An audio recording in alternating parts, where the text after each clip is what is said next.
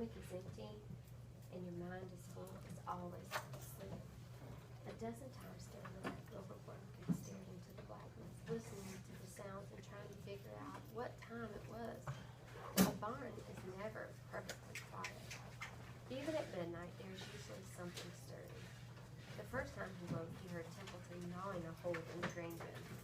Templeton's teeth scraped loudly against the wood and made quite a racket. That crazy rat, thought Wilbur. Why does he have to stay up all night, grinding his clashers and destroying people's property? Why can't he go to sleep like any decent animal? The second time Wilbur woke, he heard the goose turning on her nest and chuckling to herself. What time is it? Whispered Wilbur.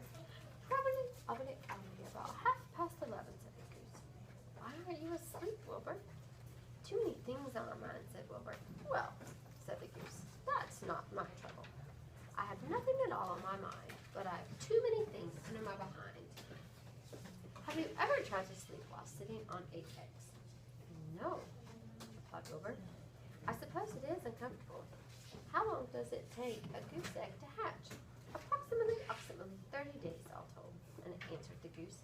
But I cheat a little. On warm afternoons, I just pull a little straw over the eggs and go out for a walk. Wilbur yawned and went back to sleep.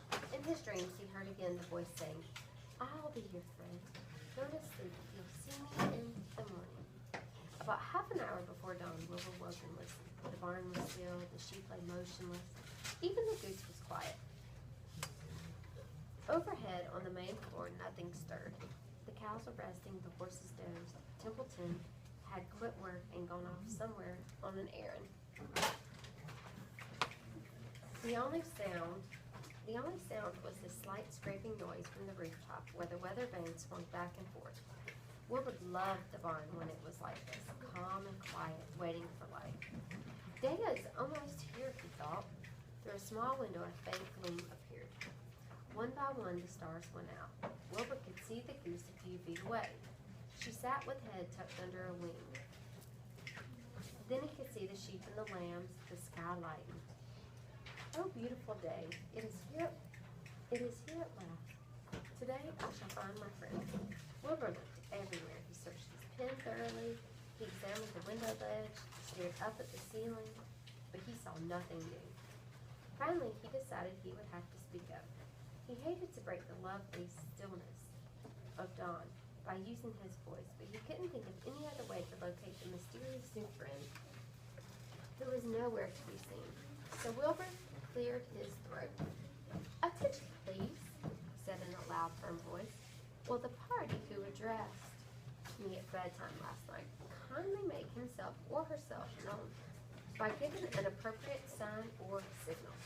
Wilbur paused and listened. All the other animals lifted their heads and stared at him. Wilbur blushed. But he was determined to get in touch with his unknown friend. Attention, please, he said. I will repeat the message. Will the party who addressed me at bedtime last night kindly speak up? Please tell me where you are if you are my friend. The sheep looked at each other in disgust. What does disgust mean? It means like in a nasty way. Yeah, they're like, ugh, please. Stop your nonsense, Wilbur, said the oldest sheep. If you have a new friend here, you are probably disturbing his rest. And the quickest way to spoil a friendship is to wake somebody up in the morning before he is ready. How can you be sure your friend is an early riser? I beg everyone's pardon, whispered Wilbur. I didn't mean to be objectionable. That was one of our vocabulary words, remember? It means to protest. It means to protest. He lay down meekly in the manure, facing the door. He did not know it, but his friend was very near. And the old sheep was right. The friend was still asleep. Soon, Lurvy appeared with slops for breakfast. Wilbur rushed out, ate everything in a hurry, and licked the trough. The sheep moved off down the lane, and the gander wandered along behind him, pulling the grass. Salutations, said the voice. Wilbur jumped to his feet. What? He cried. Salutations, repeated the voice. What are they, and where are you? Screamed Wilbur. Please, tell me where you are and what is salutation. Salutations are greetings, said the voice. When I say salutations, it's just my fancy way of saying hello or good morning. Look up here in the corner of the doorway. Here I am. Look, I'm waving. At last, Wilbur saw the creature and had spoken to him in such a kindly way. Stretched across the upper part of the doorway was a big spider web, and hanging from the top of the web, head down, was a large gray spider. Oh, yes, indeed, I see you. Yes, indeed. How are you? Good morning. Salutations. Very pleased to meet you. What is your name, please? May I have your name? My name is Charlotte. Charlotte, what? Wilbur said eagerly. Charlotte A. Quebec. But just call me Charlotte.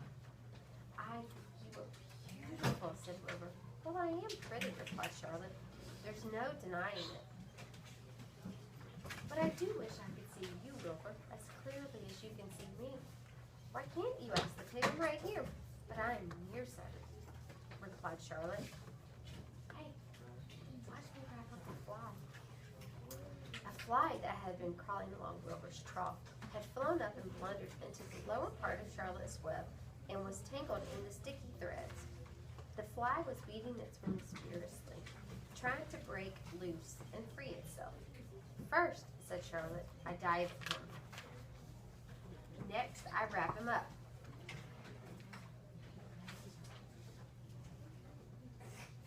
Wilbur watched in awe. He could hardly believe what he was seeing. There, said Charlotte. Now I knock him out, so he'll be more comfortable. She bit the fly. He can't feel a thing now. He'll make a perfect breakfast. Flies? gasped Wilbur. Certainly. Flies, bugs, grasshoppers, choice beetles, moths, butterflies, tasty cockroaches, crickets, anything that is careless enough to get in my web. Why, yes, of course, said Wilbur. Do they taste good? Delicious, of course. I really eat them. I don't really eat them. I drink them. They're the blood. I love blood. Charlotte. Don't say that, groaned Wilbur. Please don't say things like that. Why not? It's true. I have to say what is true. I am entirely happy about my diet of flies, but that's just the way I was made. My mother was a trapper. Her mother was a trapper.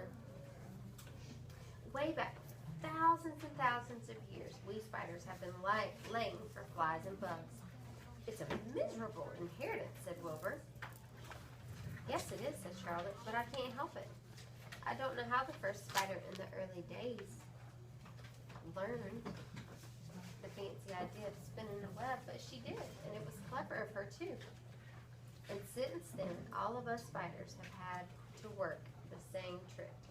It's not a bad pitch on the whole. It's cruel, said Wilbur. Well, you can't talk, said Charlotte.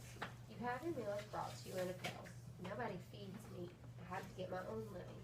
I live by my wits. I have to be sharp and clever, lest I go hungry. What does it mean, lest I go hungry? What's another word for less? Like, or I go hungry, right? So less is just another way of saying or. Alright? And furthermore, said Charlotte, shaking one of her legs, do you realize that if I didn't catch bugs and eat them, bugs would increase and multiply and get so numerous that they destroy the earth, wipe out everything. Really? Said Wilbur. I didn't want that to happen. Perhaps your web is a good thing after all. The goose had been listening to this conversation and chuckling to herself. There are a lot of things Wilbur doesn't know about life, she thought. He's really a very innocent little pig. He doesn't even know what's going to happen to him around Christmas time. He has no idea that Mr. Zuckerman and Murray are plotting to kill him. And the goose raised herself a bit and poked her eggs a little further more so that they would receive the full heat from her warm body and soft feathers. Charlotte stood quietly over the fly, preparing to eat it. Wilbur lay down and closed his eyes. He was tired from his wakeful night and from the excitement of meeting someone for the first time. A breeze brought him the smell of clover, the sweet-smelling world beyond his fence. Well, he thought, I've got a new friend, all right. But what a gamble friendship is. Charlotte is fierce, brutal, scheming, bloodthirsty, everything I don't like. How can I learn to like her even though she is pretty and of course clever?